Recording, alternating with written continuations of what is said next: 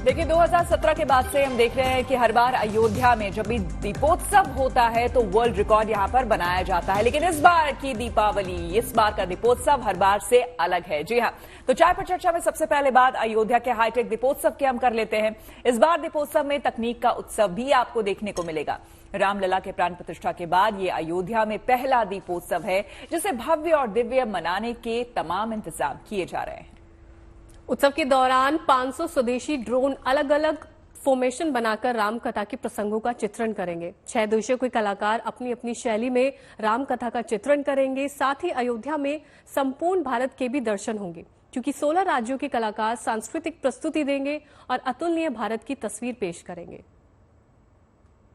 उन्हें अयोध्या त्याग 14 वर्ष के वनवास पर जाना पड़ा। अयोध्या के आसमान पर कुछ यूं अवतरित होंगे श्री राम। रामलला की भव्य अद्भुत छटा से इस दीपोत्सव रोशन होगी पावन अयोध्या।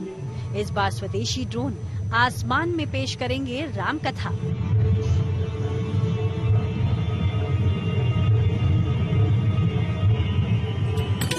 तैयारियां बेहद खास हैं। अयोध्या में रामलला की प्राण प्रतिष्ठा के बाद पहला दीपोत्सव अभूतपूर्व होगा, अद्भुत होगा, हाईटेक होगा। रोशनी से जगमगाएगा रामनगरी का हर गली कूचा। इतना ही नहीं, दीपोत्सव के दौरान अवधपुरी में संपूर्ण भारत के दर्शन होंगे। जानकारी के मुताबिक भव्य दीपोत्सव हाईटेक होगा।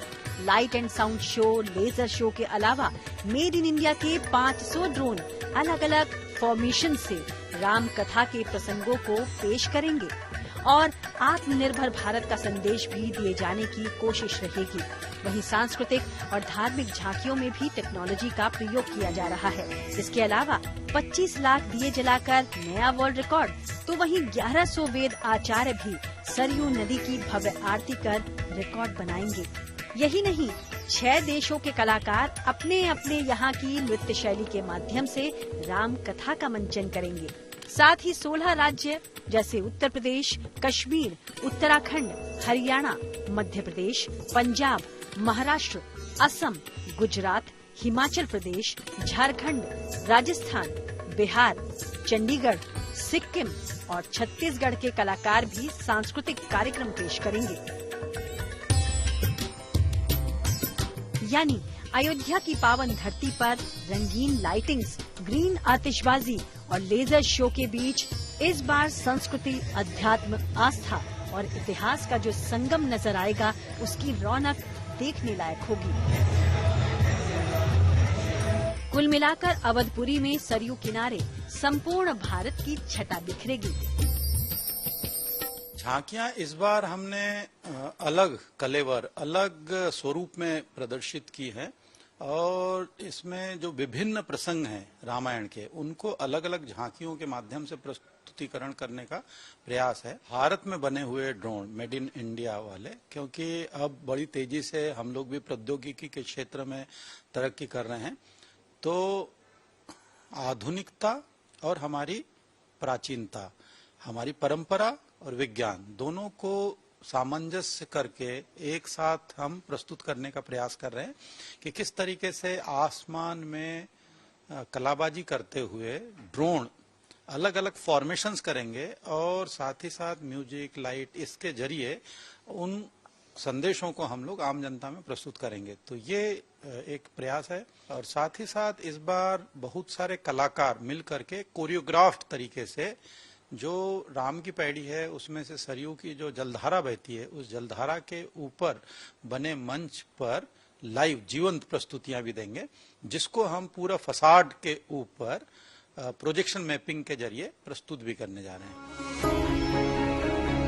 यानी नव्य अयोध्या में भव्य दीपोत्सव को दुनिया देखेगी। जाहिर है, कभी त्रेता युग में रावण वध और लंका विजय के बाद अयोध्या में जब श्री राम, सीता और लक्ष्मण के साथ लौटे तो खुशी के मारे अवधवासियों ने जगमग दीपावली मनाई। दिवाली के उसी वैभव को फिर से जीवंत करने के लिए इस बार का दीपोत्सव बेहद खास और यादगार रहने वाला है। बेहद खास होने वाला है ये 8वां दीपोत्सव। हर साल भव्यता बढ़ी है, लेकिन इस बार का उत्साह अलग है क्योंकि राम मंदिर का लोकार्पण भी हो गया, रामलला की अपने भव्य और दिव्य मंदिर में प्राण प्रतिष्ठा भी हो गई। ऐसे में नव्य अयोध्या का जो स्वरूप है वो दिखाई पड़ेगा और लोग एक अलग अनुभव लेकर के जाएंगे और दूर बैठे भी लोग ऑनलाइन इसमें दीप प्रज्वलित कर सकते हैं, शामिल हो सकते हैं। तो एक बड़ी योजना इसके लिए तैयार की गई है। वीडियो जर्नलिस्ट संदीप दुबे के साथ शिल्पी सेन, लखनऊ। देखिए आज फ्राइडे है और बस अब रहे कल और परसों छुट्टी। आपकी नहीं, मुझे पता आप संडे मंडे छुट्टी ले रही, लेकिन कोई बात नहीं ना, ले रही हूँ। हम मंडे आ रहे हैं ना, इसलिए आप मंडे छुट्टी पे हैं। एक एक करके बता दो किसने कौन सी शॉपिंग और क्या क्या ट्रेंड्स मेरा हैं। कल का प्लान है क्योंकि जो नहीं ट्रेंड्स आपने एक्सप्लोर किए हैं अभी तक, आप क्या खरीदने अभी तक जाएंगे? नहीं जा पाई मैं। कल मैंने प्लान बनाया, कल मैं जाऊंगी, उससे पहले मुझे छुट्टी नहीं मिली। तो कल सबसे पहला काम यही होगा कि अब जो दिवाली आ रही है, ऑफिस की जो दिवाली है, इसके अलावा और भी फंक्शंस हैं, उनके लिए अब हम और एक shopping करने वाले और हैं। अच्छा आइडिया है, ऑफिस में दिवाली मेला लगने वाला है तो वहां पे आपको ऑप्शंस एक्सप्लोर करने के लिए मिल जाएंगे, घर को सजाने के लिए। हमने कैंडल्स ली थी मैं वो घर को सजाने के लिए सामान लूंगी और खुद के लिए भी आउटफिट एक लेना है। अच्छा अभी तक आप लिया क्या नहीं? पहनना चाह रही? सूट या सूट। ट्रेडिशनल या हाँ वेस्टर्न? ट्रेडिशनल दिवाली मतलब ट्रेडिशनल। दिवाली मतलब ट्रेडिशनल। श्वेता तुमने कुछ लिया? नहीं, बस कल का इंतजार है। कल जाना है, कल शॉपिंग करना। और जैसे लगातार मनीषा दिखा रही थी ना हमारे यहाँ लाजपत नगर, चांदनी चौक, हर जगह जाकर के वो बता रही थी कि क्या क्या वंदनवार खास करके वो। तो इंटीरियर और आउटडोर डेकोरेशन जो होता है घर का, उसके लिए क्या क्या चीजें खरीद सकते हैं, तो वो करना है। मेरी तो हिम्मत ही नहीं है माता जाने। बहुत भीड़ मिलेगी आपको। आप अभी मनीषा के ऑनलाइन ऑर्डर कर लो ना। ऑनलाइन सबसे बेस्ट है, हमारे जैसे लोगों के लिए वैसे पर ऑनलाइन। आप एक बात बताइए, जो रौनक बाजारों में दिखती है, वहाँ जिस तरह से लाइट्स लगी होती है और इतनी रौनक होती है, वो खुशी तो से ज्यादा मना खुशी लेंगे हम। खुशी लेके आई। खुशी जा रही है, खुशी को अपनी पूरी लिस्ट दे दी जाए। खुशी को लाजपत नगर भेजा जाएगा, हम चारों की लिस्ट दी जाएगी, आप शॉपिंग करके आएंगी ठीक है, फर्स्ट और साथ ही हमारे रिपोर्टर भी दिखा रही है। पहले देख लो खुशी, वो देखना अभी हाल, और उसके बाद बताना जाएंगी कि नहीं। ड्राई फ्रूट्स गिफ्टिंग ऑप्शंस में काम आते हैं। बेडशीट, हर कोई अपने घर में नई नई इस वक्त चीजें लगाना चाहते हैं। मैम आपके हाथ में भी बेहद सुंदर जो है ये वंदनवार लग रहा है। हाँ जी, वंदनवार लेने आए हैं। और कुछ खरीदा आपने बाजार से आज? हाँ, रंगोली वगैरह खरीदी। रंगोलियां खरीदी? हाँ। क्योंकि रंगोली भी एक ऐसी चीज है, बहुत पुरानी जमाने से जो है रंगोली की एक परंपरा है, वो चलती आ रही है। लोग कोई भी शुभ अवसर हो, और आपको मैं तस्वीरें दिखाऊं मार्केट की, तो लोग आपको हर तरफ नजर आएंगे, फिर चाहे वो नए कपड़े ले रहे हो या फिर दिए की शॉपिंग कर रहे हो। दिए की अगर मैं आपको वैरायटी दिखाऊं तो आपको यहाँ पर लगभग मतलब बहुत ही अच्छी खासी तादाद में आपको जो है वैरायटी नजर आएगी। फिर चाहे वो इस तरीके के डिजाइनर जो है वो दिए हो, चाहे बीच में आप देख सकते हैं किस तरीके से कछुआ बना हुआ, और साथ ही साथ आसपास जो है आप घी के दीपक जो है वो जला सकते हैं। बड़ा दिया अगर कोई लेना चाहे, 4 मुखी दिया लेना चाहे या माँ के पैरों के छाप के साथ जो दिया लेना चाहे, हर तरीके की जो इस वक्त वैरायटी है आपको इस मार्केट में नजर आएगी। पूरी जो भीड़ है आप देख सकते हैं, लोगों की भीड़ से ये मार्केट पूरी भरी हुई है। लोग जो है वो शॉपिंग कर रहे हैं, यहाँ पे आ रहे हैं, चाहे फिर बड़े हो बच्चे हो। मैम क्या कुछ लिया आप लोगों ने, क्या कुछ खरीदा आपने? अभी देख रहे हैं वंदनवार। हाँ। आज के दिन जो है शॉपिंग वैसे ही बहुत मायने रखती है, क्योंकि आज के दिन जो है गुरु पुष्प जो योग है वो भी आज के दिन है। तो आज के दिन जो है लोग जो है घरों से बाहर निकल गए। तो ये तस्वीरें हम लाजपत नगर मार्केट की दिखा रही है। पूरा मार्केट जो है इस वक्त लोगों की भीड़ से जो है वो भरा हुआ है। आसपास जो है हर तरफ तस्वीरें हैं। मैम क्या कुछ लिया आपने? दिवाली मतलब शॉपिंग, दिवाली मतलब शॉपिंग, तो दिवाली मतलब शॉपिंग है। लोग जो है थोड़े कैमरा शाय है, लोग तस्वीर सामने नहीं आना चाह रहे, लेकिन हर कोई जो है इस वक्त अपनी शॉपिंग में बिजी नजर आ रहा है। आप देख सकते हैं जगह जगह लोगों की भीड़ इस मार्केट में, और बेहद ही अब कम वक्त जो है वो दिवाली में बचा है। और दिवाली की शॉपिंग मतलब last minute shopping, and time तक जो है लोगों की शॉपिंग जो है वो निपटती नहीं है। तो हर कोई इस वक्त घर पे बाहर है, रौनक हलचल चारों तरफ देखने को मिल रही है। कैमरा पर्सन अंकित सिंह के साथ Manisha Ladda, good news today. देखिए, खरीदारी की बात हो रही है तो बात कर लेते हैं अब चांदनी चौक की। चांदनी चौक का लाजपत राय मार्केट लाइट्स, झालर और सजावट के एलईडी बल्ब जो होती हैं लड़ियों के लिए जाना जाता है। आजकल यहां भी काफी रौनक देखी जा रही है। अलग अलग रंगों की लड़ियां भी काफी डिमांड में हैं। दिल्ली के चांदनी चौक की इस मार्केट में काफी वैरायटी की लाइट्स मिल जाती हैं। नए डिजाइन और नए फ्लेवर की लाइट्स लोगों को काफी आकर्षित भी करती हैं। यहाँ का हर सामान अन्य बाजारों के मुकाबले सस्ता भी माना जाता है, इसलिए यहाँ पर खरीदारी के लिए लोगों की भीड़ लगती है। हमारी संवाददाता मनीष चौरसिया ने मार्केट का पूरा जायजा लिया है, आप भी जाकर देखिए।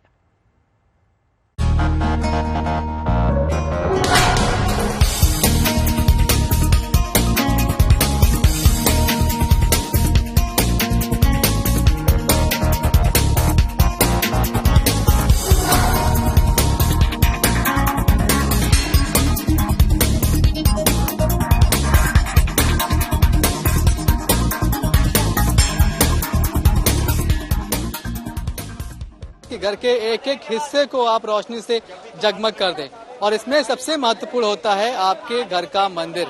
हम आपको दिखा रहे हैं चांदनी चौक में कि वो कौन सी चीजें हैं जो आपके मंदिर को बेहद शानदार तरीके से जगमग कर सकती हैं, रोशनी से पूरा सरोबोर कर सकती हैं। अब देखिए यहाँ पर कई सारी ऐसी चीजें हैं। एक ये दिवाली स्टैंड टाइप की चीजें हैं जो कि यहाँ पर दिखाई पड़ रही हैं, और अच्छी बात यह कि बहुत रीजनेबल रेट्स यहाँ आपको मिल जाएंगे। अब देखिए ये स्टैंड है, इसकी कीमत महज 120 रुपए है। उसके बाद देखिए आप जो उससे बड़ा स्टैंड है उसकी कीमत 200 रुपए के आसपास है। ऐसे ही जैसे जैसे ये स्टैंड बड़ा होता जाएगा इसकी कीमत बढ़ती जाएगी। जो मैं मिनिमम रुपीस देख पा रहा हूँ वो 100 रुपए का सबसे छोटा दिया है। उसके बाद आप देखिए कि 800 रुपए तक इसका रेट गया हुआ है। और क्या कुछ खास चीजें हैं, जो दुकानदार हैं उनसे हम बात करने की कोशिश कर रहे हैं। भाई साहब, सही बिक्री हो रही दिवाली में? लोग आ रहे हैं? बढ़िया बढ़िया, बोलिए। हाँ, लोग आ रहे हैं। इंडियन प्रोडक्ट है हमारा सारा। मैं मार्केट घूमा, आपकी दुकान सबसे सुंदर लगी मुझे। कौन कौन सी चीजें हैं जो मैं देख रहा हूँ कि मंदिर को बहुत सुंदर बना सकती हैं? मंदिर को सुंदर बना सकती है। ये कलश है, ये बड़ा कलश है, और ये कलश लड़ी लगी है आगे, ये भी दे सकते हो। और ये जोते लगी हैं सारी। दुकान पर जाइए, चाहे दुकान छोटी हो बड़ी हो, सब जगह आपको ठसाठस भरे हुए लोग मिलेंगे। और दिवाली कितने भी आगे पहुंच जाए, कहते हैं कि हर बार कुछ नया होता है, कुछ नया होता है, लेकिन कुछ पुरानी चीजें हमेशा से मार्केट में छाई रहती हैं और वही लोग के घरों पर दिखाई पड़ती हैं। अब यहाँ पर आप देखिए झालर है, एलईडी लाइट्स की जो पूरी झालर है, ये सब कुछ बाजार में अभी भी डिमांड में है। बड़ी संख्या में लोग पहुंच रहे हैं, इनको खरीद रहे हैं। इनकी डिमांड में बिल्कुल भी कमी नहीं आई है। बिक्री हो रही है अच्छी भैया? हाँ ठीक है। अब कुछ बदलाव आया है रेट्स में? कौन से कितने रुपए का है, मतलब साइज के हिसाब से? साइज के हिसाब से 50 रुपए से 500 रुपए तक का रेट है। रोशनी से भरने के लिए, जगमग करने के लिए कुछ ना कुछ तो उसको आसानी से मिल ही जाएगा। कैमरामैन शैलेंद्र के साथ Manish Chaurasia, good news today, Delhi. देखिए, दीपावली पर वास्तु का क्या रोल होता है, चलिए आपको बताते हैं। वास्तु के हिसाब से आपको नॉर्थ ईस्ट दिशा को महत्व देना चाहिए, क्योंकि अगर आप इस दिशा का ध्यान रखते हैं तो दीपावली पर सब शुभ और मंगल होगा। और अगर धनतेरस पर खरीदारी की बात करें तो हमारी एक्सपर्ट बता रही है कि धनतेरस पर क्या करना चाहिए और क्या नहीं, क्योंकि धनतेरस का दिन काफी पवित्र माना जाता है। बात वास्तु की हो रही है और वास्तु के हिसाब से लोग अपने घरों में चीजें रखना पसंद करते हैं। करिश्मा के इस वक्त घर में हम मौजूद है और बेहद खूबसूरती के साथ अपने अपना घर जो है डेकोरेट कर रखा है। पक्का वास्तु के हिसाब से चीजें होंगी। हाँ, मेरे घर में हर चीज वास्तु के हिसाब से मिलेगी। करेक्शंस, अब फॉर एग्जांपल मेरी जो घर की मेन एंट्रेंस है वो नॉर्थ ईस्ट है, बट क्योंकि ये दरवाजा मजबूरन होता है ना कि हर चीज आप वास्तु के हिसाब से नहीं कर सकते, तो वो साउथ में खुल रहा था। और घर की एंट्री मैं हर तरीके से चाहती थी कि नॉर्थ ईस्ट में हो। अब वो तो घर में लड़ाई डालने वाली बात होती है, तो we have to adjust. South की एंट्रेंस का एक उपाय है कि मैंने इसके ऊपर ट्री ऑफ लाइफ लगा दिया, ये पीस को। एक्चुअली साउथ की एंट्रेंस कई बार आपके घर में कलह कलेश लाता है, right? South entrance, tree of life brings peace, positivity, love, affection in the house, घर में मेल जोल। तो जितना बचाव हो सकता है उतना हो जाता है। बट एक चीज और है, टिप ऑफ द डे, कोई भी वास्तु की आप अगर रेमेडी करते हैं तो प्लीज मेक श्योर कि उसकी सफाई, उसका केयर आप थ्रू आउट द ईयर करते रहे। क्रिस्टल टॉर्टॉइज, ये मैंने बहुत सुना है। लोग तो इसके अंदर अपनी विश भी रखते हैं, विश पूरी होने के बाद। तो इसका क्या महत्व है? सी, ये मेरे घर का सेंटर है, ब्रह्मस्थान सेंटर। घर के अंदर कोई ऊर्जा है, कुछ नहीं है, I mean, कुछ भी हो सकता है ना, नजर दोष है वो। So this tortoise, this is feng shui tortoise. सो इसको अगर मैं ब्रह्मस्थान पे रखती हूँ तो ये कहीं ना कहीं north south east west upside down को बैलेंस करता है, ब्रह्मस्थान को बैलेंस कर देता है। करिश्मा, घर के अंदर कौन सी चीज वास्तु के हिसाब से होनी चाहिए वो तो आपने बताई, लेकिन टेरेस पर आपने विंड चाइम लगा रखा है, क्योंकि ज्यादातर लोग जो है इसको अपने घर की बालकनी या घर के अंदर लगाते हैं, बट आपने छत पर क्यों, टेरेस पर ही क्यों चुना? क्योंकि आई थिंक टेरेस को मैंने उस हिसाब से डिजाइन किया था। मेरी लाइफ में पर्सनली ना टेरेस का बहुत महत्व है। मतलब मैं ज्यादातर टाइम यहाँ पे बिताती हूँ, चाहे मुझे योगा करनी है, चाहे मुझे चिल करना है, मेडिटेट करना है, तो मैंने उसको अपना उस हिसाब से एक छोटा सा जोन चूज करा है, राइट? इसीलिए विंड चाइम्स को लगाना, ये भी अगेन नॉर्थ ईस्ट फेसिंग है, यहाँ से हवा आती है, इसमें अच्छी सी मुझे वाइब्रेशन, साउंड थेरेपी एक्चुअली एक चीज होती है जिसमें मैं बहुत बिलीव करती हूँ। रही बात प्लांट्स की, तो indoor plants money plant, snake plant, bamboos, आप जिस इंडोर प्लांट को जिस भी तरीके से मेंटेन कर पाओ, जितना भी कर पाओ, उतना ही आपके लिए बहुत अच्छा है। प्लांट, पौधा, आप जो मर्जी उसको कह लो, ये अर्थिंग को रिप्रेजेंट करता है, इंट्यूशन को रिप्रेजेंट करता है ये रंग, और ऑफ कोर्स ऑक्सीजन। इसके तो सारे महत्व सबको पता है, मुझे बताने की जरूरत नहीं है। तो जितना अपने घर को इंडोर प्लांट्स के साथ आप भर सको और उसको मेंटेन कर सको। ये नहीं है कि मैं ले आई शौक में, फिर मेरा वो पौधा मर गया, वो भी पाप होता है। मैं एक चीज और जानना चाहूंगी करिश्मा, मेरे को आपके घर में बुद्धा जी नजर आए, बट बुद्धा जी भी अगेन मुझे टेरेस पर नजर आ रहे, वो भी इस कॉर्नर पे। तो क्या इसके पीछे का रीजन वास्तु के हिसाब से, क्योंकि वास्तु की बात हो रही है। जिस कॉर्नर पे आप खड़े हुए हो, ये वही साउथ का कॉर्नर है जिसमें नीचे मैंने ट्री ऑफ लाइफ लगाकर उसको शांत करा है। हर एक तरीके से आज हमने आपको बताया ताकि आपकी जो ये दीपावली है, शुभ दीपावली वाकई में शुभ हो। कैमरा पर्सन सत्य राउतरे के साथ मनीषा। हम अक्सर कहते हैं कि तोहफों की बरसात, सही मायने में ये खबर वाकई तोहफों की बरसात वाली है, क्योंकि गुजरात के एक हीरा व्यापारी ने अपने कर्मचारियों को दिवाली बोनस में बताया क्या क्या दिया है।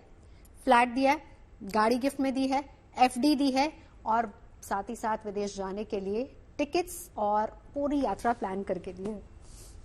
आज हम आपको मिलवाने जा रहे हैं गुजरात के हीरा व्यापारी घनश्याम ढोलकिया से, जो हरे कृष्ण ग्रुप के एमडी और फाउंडर भी हैं। वो कंपनी में काम करने वाले स्टाफ को परिवार का हिस्सा मानते हैं। वो हर कर्मचारी के नाम पर एक पेड़ भी लगवाते हैं।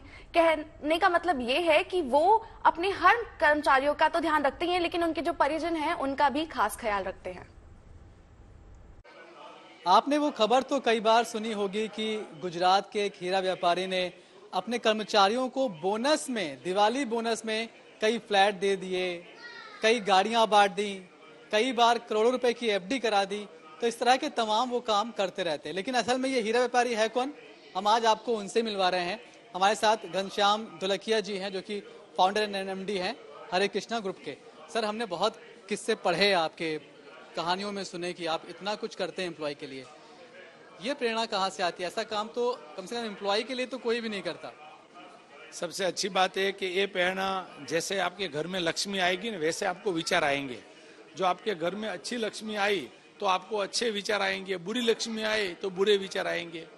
ये हम जब भी छोटे थे, वैसे हम तो फार्मर है। हरे कृष्णा ग्रुप का सुना होगा, ढोलकिया फैमिली अमरेली डिस्ट्रिक्ट से, गुजरात से। पिताजी फार्मर थे, आज भी 85 की एज में फार्मिंग कर रहे। पिताजी की ये सोच थी कि भाई लोगों को कुछ देना चाहिए। छोटा बात करूं ने, हम 7-8 साल का मैं था, हमारा गांव में कोई होटल नहीं था, तो वहां से दूसरे गांव में लोग जाने के लिए वहां से निकलते थे। तो उसको दोपहर का समय में खाना खाने का होता है, तो बोला कोई होटल है इधर, हमारा गाँव का नाम है दुधाला। बोला इधर होटल नहीं है, लेकिन धनजी भाई ढोलकिया के वहां जाओ, वहां खाना मिलेगा। तभी पिताजी सभी मदर को बोलते थे, मेरे मदर को, एक का ज्यादा खाना बनाना। तो तभी से लोगों को खिलाने की भावना थी। आज हमारे हरे कृष्ण ग्रुप में 9000 लोग हैं, वो हमारा परिवार ही है, क्योंकि हम 4 भाई निमित्त नहीं है, करने वाले वो लोग हैं। 9000 लोग एक परिवार के हिसाब से काम कर रहे, तभी आज हरे कृष्ण ग्रुप प्रगति कर रहे। और वो दिल से काम कर रहे, तो उसके लिए हमको दिल से देने की इच्छा होती है। जैसे पात्र वैसे विचार आएंगे ना, तो दिल से हमारे साथ 9000 लोग जुड़े हुए। एक कृष्णा ब्रांड की वजह से पूरे इंडिया में हमारे साथ लोग जुड़ रहे हैं, और सभी का चेहरे में खुशियां देखना चाहते हैं कि डायमंड ज्वेलरी खरीदो। मैं थोड़ा आपसे वो एम्प्लॉय और बॉस वाला सवाल पूछ रहा हूँ। कभी ऐसा हुआ कि आपने किसी को अभी बोनस में घर दिया हो या कार दी हो, और कुछ ही महीने बाद वाकई बोले सर मैं स्विच कर रहा हूँ, मैं जा रहा हूँ आपके पास से? मैं बोल रहा 2-5% सभी जगह पे होता है, पर 2-5% की जगह के 95 का क्यों बुरा सोचने का। 95 का तो खुशी मिला ना, 2-5% चला जाएगा, उसके नसीब में नहीं होगा, या तो उसका और हमारा बंधन बहुत 2-3 साल का लिखा होगा। उसके बारे में हम नहीं सोचते, हम ज्यादा पॉजिटिव सोचते हैं कि 95% लोग तो खुश है ना, तो हमारा जो काम किया वो सार्थक हो गया। हमारा लक्ष्मी जहाँ पे गया, अच्छे घर पे गई, तो उसके घर में भी खुशियां बांटे। तो हम ज्यादा 95 का देखते हैं। देखिए, देश ही नहीं बल्कि विदेशों से भी शिमला आने वाले पर्यटकों को सरकार बड़ी सौगात देने जा रही है। हिंदुस्तान का सबसे लंबा रोपवे शिमला में बनने जा रहा है। इसकी लंबाई 14 किलोमीटर होगी। तारादेवी से इस रोपवे की शुरुआत होगी, जिसमें 13 स्टेशन होंगे। 1734 करोड़ रुपए की लागत से बनने जा रहे इस प्रोजेक्ट की एनवायरमेंट क्लियरेंस के लिए 20 करोड़ रुपए सरकार ने जारी कर दिए हैं।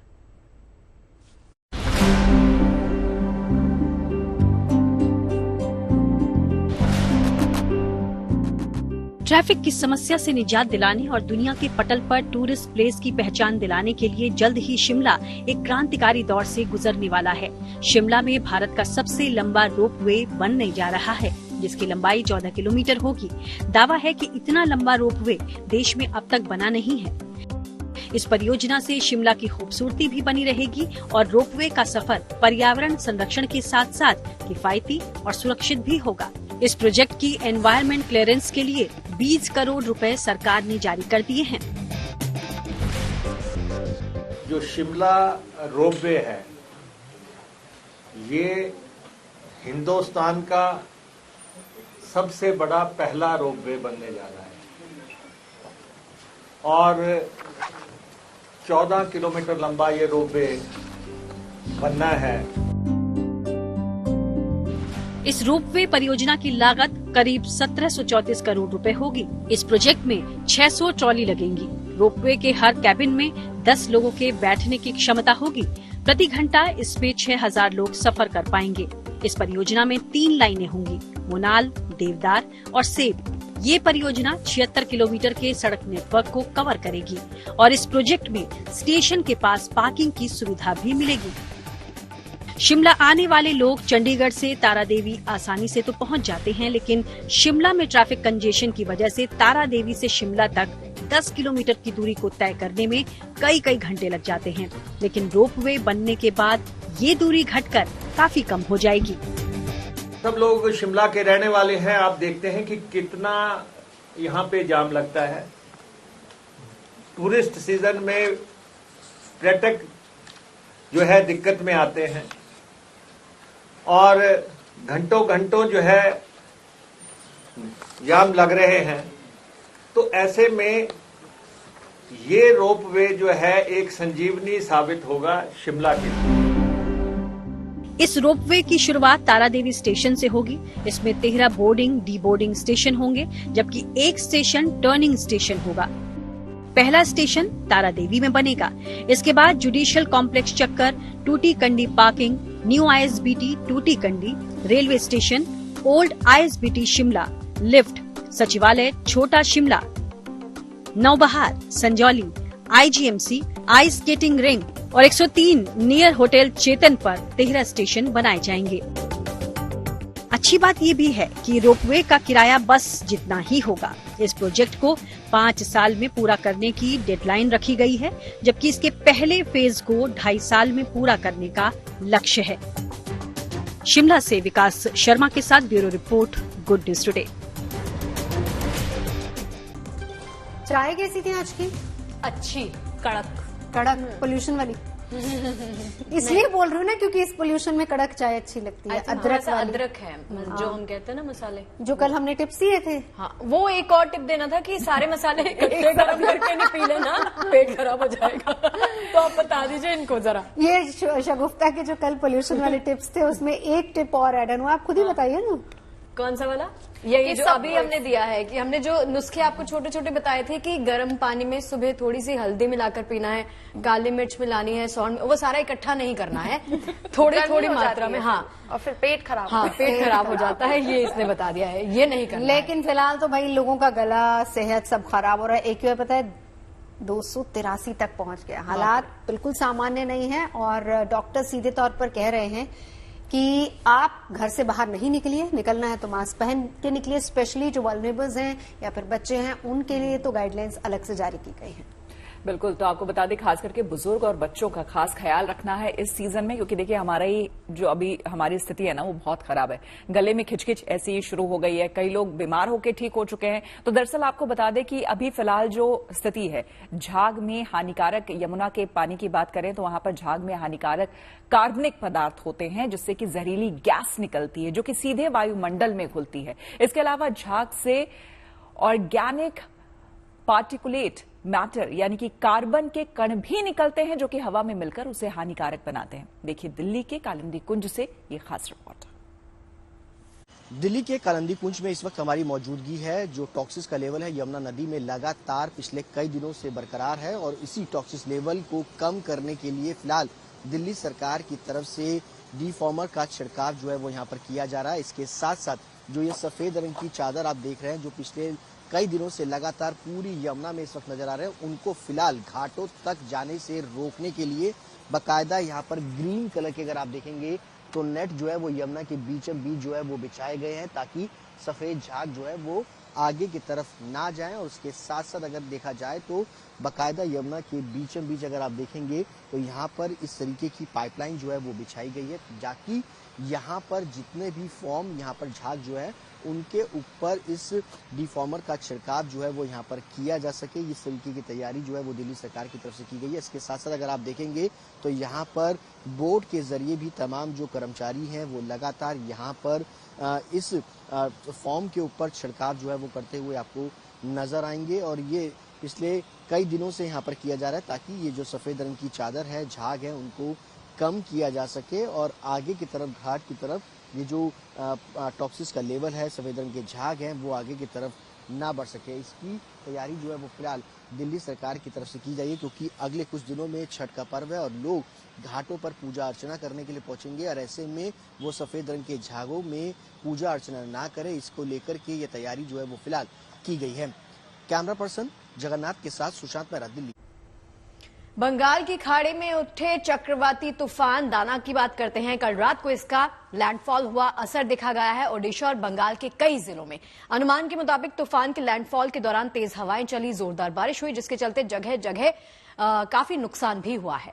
मगर राहत की बात यह है कि अभी तक किसी बड़े नुकसान की खबर सामने नहीं आई है, लेकिन तेज बारिश और तूफान को देखते हुए लोगों से अभी भी घर में रहने की अपील की गई है।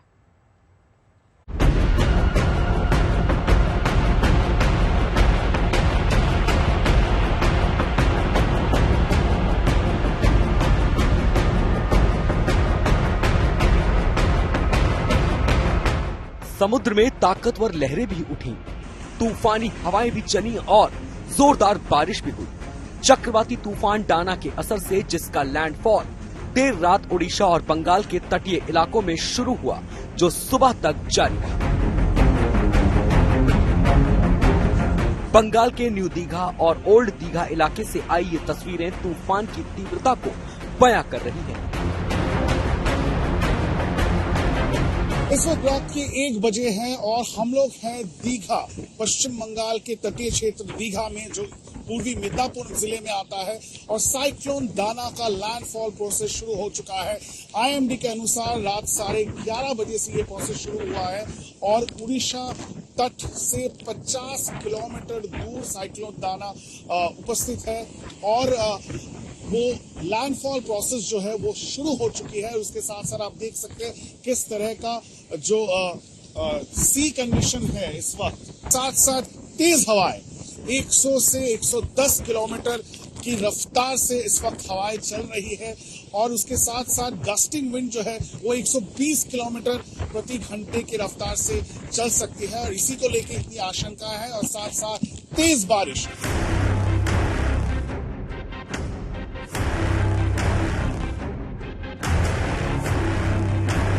लैंडफॉल के दौरान तूफानी हवाओं के चलते जगह जगह पेड़ उखड़कर गिर गए, जिन्हें काटकर हटाने के लिए राहत और बचाव कर्मियों ने रात में ही मोर्चा संभाल लिया और देखते ही देखते इन पेड़ों को हटाकर रास्तों को साफ कर दिया गया, ताकि आवाजाही प्रभावित न हो। मौसम विभाग की ओर से इस नुकसान की आशंका पहले से ही जताई गई थी, लिहाजा इस हालात से निपटने की तैयारी वक्त रहते कर ली गई थी, जिसका फायदा ये हुआ कि उड़ीसा और बंगाल दोनों ही राज्यों में बड़ी आबादी को वक्त रहते राहत शिविरों में शिफ्ट कर दिया गया था, जहां उनके खाने पीने और दवाओं का इंतजाम सरकार की ओर से किया गया। उड़ीसा में 3.5 लाख से ज्यादा लोगों को सुरक्षित जगह पे ले गया गया है। पश्चिम बंगाल के तटीय क्षेत्र से 1.5 लाख से ज्यादा लोगों को सुरक्षित जगह लेके गया है और जिस तरह का कंडीशन इस वक्त समंदर में दिखाई दे रहा है, उससे कई जगहों पे जो लो लाइंग एरियाज है, उससे ये डर है कि जो नदी के बांध है वो ना टूट जाए। उसके साथ साथ घर भी टूट सकते हैं, जो कच्चे मकान होते हैं उसको भी टूटने की आशंकाएं हैं। तो दोनों ही राज्य सरकार, उड़ीसा और पश्चिम बंगाल के राज्य सरकार ने एहतियातन तौर पे लोगों को सुरक्षित जगह पे ले जाने की कोशिश की है। तूफान से निपटने में जुटी राहत और बचाव एजेंसियां ही नहीं, बल्कि दोनों ही राज्यों के मुख्यमंत्री भी पूरी रात कंट्रोल रूम में डटे रहे, जहां से उन्होंने तूफान के चलते होने वाली हर गतिविधि पर नजर रखी। राहत की बात यह है कि दोनों राज्य सरकारों की ओर से युद्ध स्तर पर की गई तैयारी के चलते ज्यादा जान माल के नुकसान की खबर फिलहाल अभी तक सामने नहीं आई है। दीघा से इंद्रजीत के साथ bureau report, good news today. देखिए, ईश्वर से यही कामना है कि इस त्योहारी सीजन आपके परिवार को खुशियों की सौगात मिले, दिवाली के रंगों से रंगी रोशनी आपके जीवन में उजाला भरे। भाई मैं तो समझती हूँ कि रंगोली में जैसे कई रंग एक साथ मिले होते हैं, कुछ ऐसे ही त्योहार भी पूरे परिवार को एक साथ जोड़ने का काम करते हैं, क्योंकि त्योहार ही एक ऐसा मौका होता है जब सब एक साथ मिल बैठकर एक दूसरे के साथ अपने मन की बातें शेयर करते हैं। जी हाँ, ये नेचुरली है कि कोई भी व्यक्ति अपनी खुशियां दूसरों के साथ बांटकर ही खुश होता है, और जब वो अपने परिवार के साथ होता है तो यही खुशी उसकी दुगनी हो जाती है। जैसे कि आप जब हमारे साथ होते तो चाय का मजा डबल होता है ना? बताइएगा हमें, इन सबका मजा डबल हो जाता है चाय का, क्योंकि हम सब एक साथ बैठ के चाय पीते हैं। तो त्योहार का मतलब जैसे सबके साथ मजा आता है, वैसे चाय का मतलब सिर्फ गुड न्यूज टुडे वाली चाय शाम 5 बजे। मंडे मिलते हैं, तब तक एंजॉय फेस्टिवल्स।